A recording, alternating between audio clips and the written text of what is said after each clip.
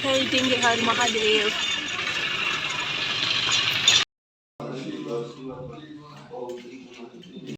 અને બહાર છે ને આનું લુક બહુ જ મસ્ત આવે। રૂમમાં અંધારું પડતું હતું ને તો મને એમ કે નહીં નત બહુ સારી બને। જો આ બધા હે ને સ્ટોન છે। હવે સ્ટોન તો મારી પાસે મલક હે। તો ગાઈસ જો આ છે ને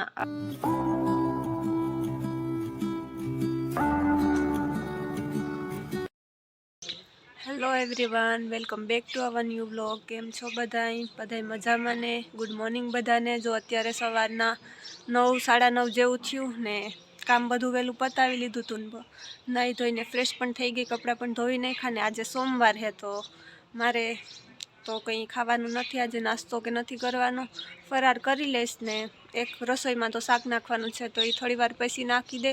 તો મેં કીધું કે વ્લોગની સ્ટાર્ટ કરી દઈએ। તો જો અહીંયા બહાર આવી છું તો પ્લીઝ કન્ટિન્યુ રહેજો મારા વ્લોગમાં ને મારા ચેનલને સબસ્ક્રાઈબ ન કર્યું હોય તો જરૂરથી સબસ્ક્રાઈબ કરી દેજો। તો બન્યા રહેજો મારા વ્લોગમાં। ચાલો જો મારો મામા તડકો ખાય। ટાઈટ લાગે નથી લાગતી? તડકે બેઠા તો ક્યાંથી લાગે ટાઈટ? જો મારો મામો તડકો ખાય। તો ગઈશ અત્યારે વાગ્યા 10 વાગ્યા ને શાક નાખી દીધું ને આજે મારે એક નવીન કામ કરવાનું છે। મેં ઓનલાઈન હે ને એક પોટલી બેગ મંગાવ્યો હતો તો હે તો મસ્ત, પણ મેં કીધું કે થોડુંક હે ને ડિફરન્ટ કરીએ, એમાં કંઈક લુક આવે એવું। તો બસ જો એ આદરવું છે, હમણાં તમને પણ બતાવું, તમારી સાથે પણ શેર કરું કે હું કેવી રીતના સિમ્પલમાંથી એકદમ ગોર્જસ બનાવું છું એ પોટલીને। તો બસ બના રહેજો મારા વિડીયોમાં। તો ગાઈસ જો આ છે ને પોટલી હે, આવી રીતના સિમ્પલ આવી છે આ। અને હે આ માળામાં મસ્ત હે એકદમ, પણ નીચેનું હે ને આખું સિમ્પલ છે। તો મેં કીધું કે થોડુંક હે ને ક્રિએટિવ કંઈક કરી લઈએ, આમાં કંઈક ભરી દઈએ સ્ટોન ને એવું તો મસ્ત એકદમ લાગે। તો બસ જો આ પોટલી છે ને એને મારે ડિઝાઇન કરવી છે તો હું કેવી રીતે કરું એ તમને પણ બતાવું ને પછી ફાઇનલ લુક પણ બતાવીશ કેવું લાગે છે એ। અત્યારે તો જો આવું છે સિમ્પલ।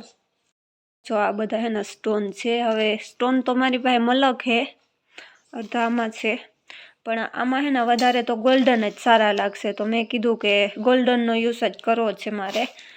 પછી તો જોઉં જે સારા લાગશે એ લગાવીશ, બીજા નહીં લગાવું। તો બસ જો હવે સ્ટાર્ટ કરી દઉં મારું જે કામ કરવાનું છે પોટલી ભરવાનું। તો ગાઈસ જો આ છે ને આ ફ્લાવર હે, તો આની કિનારીઓ છે ને આ ફ્લાવરની, તો આમાં હે ને આ સ્ટોન ભરી અને ટ્રાય કરું કેવાક લાગે। જો સારા લાગશે ને તો બધા ફ્લાવરમાં ભરી દઈશું। તો ચાલો કામ ચાલુ કરી દઉં મારું। તો હવે હે ને આ પોટલી જે સિમ્પલ છે એમાં સ્ટોન ચોંટાડવા ચાલુ કરી દઉં। જો આ બધા સ્ટોન છે એના જે પેલા આ નાના પાંદડીવાળા સ્ટોન છે ને એ જે ફ્લાવર હે ને એની કિનારી ઉપર હું લગાડીશ। તો જો મેં એક ટ્રાય પણ કરી છે, જો આ રહ્યું। હવે બીજા પણ એવી રીતના બધા એમાં લગાવી દઉં, પછી આ જે ખાલી જગ્યા છે એમાં બધાનો આ નાના સ્ટોનનો યુઝ કરીશ। તો બસ જો ચાલો હવે હું સ્ટાર્ટ કરી દઉં। ને આ છે આ ગ્લુ હે, આ સ્પેશિયલ આનું જ આવે, આ બધા સ્ટોન ચોંટાડવાનું આનું જ। તો બસ જો હવે હું સ્ટાર્ટ કરી દઉં।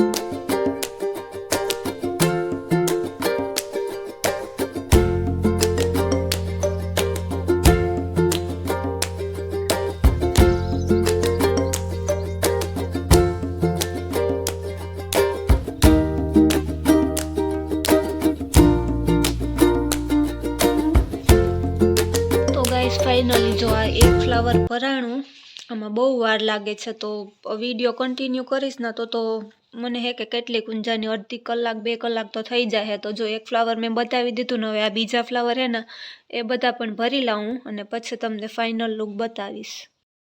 તો ફાઇનલી ગેસ જે ફ્લાવરમાં હતી પાંદડી ચોંટાડવાની એ મેં ચોંટાડી લીધી અને મારે અડધી કલાકને માથે થઈ, કારણ કે જે પોટલીનું ફેબ્રિક છે ને એમાં ગ્લુ છે ને એવું જેવું ચોંટાડે ને એવું હોઈ જતું હતું.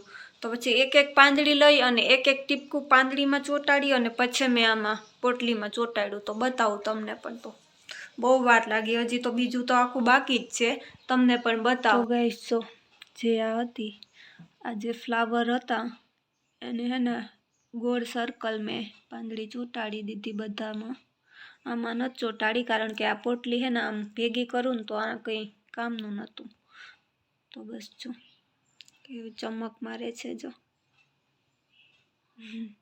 મસ્ત ચમક મારે છે. તો હવે આ જે ખાલી જગ્યા છે ને એ બધાને પણ ભરી લઉં. તો જે આ મેં ગ્લુનું મેં તમને કીધું હતું કે આ હે નથી ચોંટતું, ફેબ્રિકમાં હે ને હોહાઈ જાય. તો પછી આ કોન તો આ પણ સ્ટોન ચોંટાડવાનો જ છે. તો ઓલું તો આમાં હોહાઈ જાય પણ આ કોન છે ને એનાથી ફટોફટ થાય છે, એટલે કંઈ વાંધો નથી આવતો, ગાયો ઘા થઈ જાય. બસ જો આવી રીતના લગાડી અને સીધા સ્ટોન મૂકી જ દઉં એટલે આમાં તો ગાયો ઘા થઈ જાય, કંઈ વાર નથી લાગતી. ઓલામાં તો સ્ટોન ઓલા ગ્લુમાં તો બહુ વાર લાગતી હતી. આ કોનવાળો ગ્લુ છે ને આમાં તો કંઈ વાર નથી લાગતી, ગાયો ઘા ચોંટી પણ જાય. સુકાઈ જાય ને પછી જે આ વ્હાઈટ લીટી છે ને એ આ સુકાઈ જાય ને એટલે નહીં દેખાય. તો એ કંઈ ટેન્શન ના લેતા તમે કોઈ મારો વિડીયો જોઈને કરો તો પણ. ને આ ગ્લુ ને સ્ટોન ને તો ઇઝીલી તમને બધું હે ને ગમે એ શોપમાંથી મળી જાય. તો જો આવી રીતના એક એક સ્ટોન લઈ અને જ્યાં મૂકતી જાઉં ગ્લુ છે એના ઉપર. તો જો તો હવે હું બીજા પણ બધા હે ને એવી રીતના જ મૂકી દઉં આખા.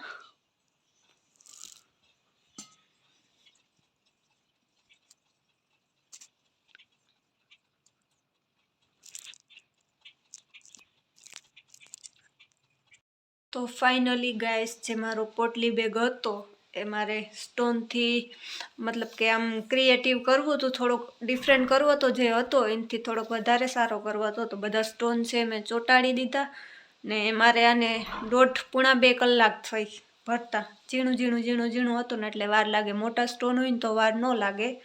તો બતાવું તમને પણ હતું એના કરતાં તો સારું જ લાગે. બાકી તમે કહેજો કેવું હતું, એનાથી વધારે સારું થયું કે નહીં, કેવું ભરાણું એ કહેજો મને, તો જો તમને પણ બતાવું. તો જોઈ લ્યો ગાઈસ, આ છે આનું ફાઇનલ લુક. જો સ્ટોન હજી સુકાણું નહોતું, હજી મેં હમણાં જ કમ્પ્લીટ કર્યું. તો એ કેવું ચમકે, એકદમ ઝગમગરા કરે. હેલો ગાઈસ, જો અત્યારે વાગ્યા 4:30 ને હવે તમને ફાઇનલ મારી પોટલી જે આખી બપોરે ભરી લીધી હતી મેં, તડકામાં સૂકવી હતી. તો જો અત્યારે ફૂલ સુકાઈ ગઈ અને બહાર છે નાનું લુક બહુ જ મસ્ત આવે. રૂમમાં અંધારું પડતું હતું ને તો મને એમ કે નથી બહુ સારી બની, પણ બહુ મસ્ત બની, એકદમ ઝગમગારા કરે. તમને પણ બતાવજો કેવી મસ્ત છે. જો રિયલમાં તો હજી પણ બહુ મસ્ત લાગે એકદમની. જો આ એનો પ્લેનિસો છે ને આ જે મેં ડાયમંડથી ભરી દીધી એ છે. તો ગાઈસ જો કેવી બને કહેજો મને. આ પ્લેન હિસ્સો છે અને આ સામેનો હિસ્સો છે ને આ પોટલી પેક થઈ જાય એટલે અહીંયા મેં નથી ભર્યું, તો એ કંઈ કામના નહોતા, તો એટલે એ ના ભર્યા. જો પોટલી પેક થઈ જાય તો જોઈ લ્યો, પોટલી પેક થઈ ગઈ છે મસ્ત એકદમ.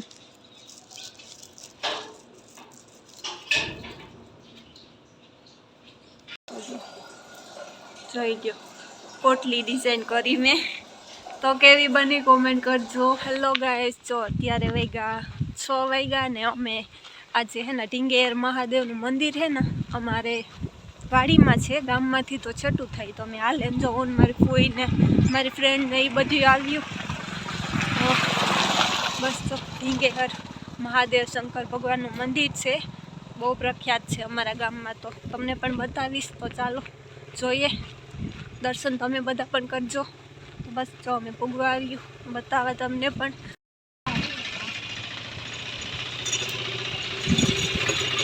જય ઢીંગેહર મહાદેવ.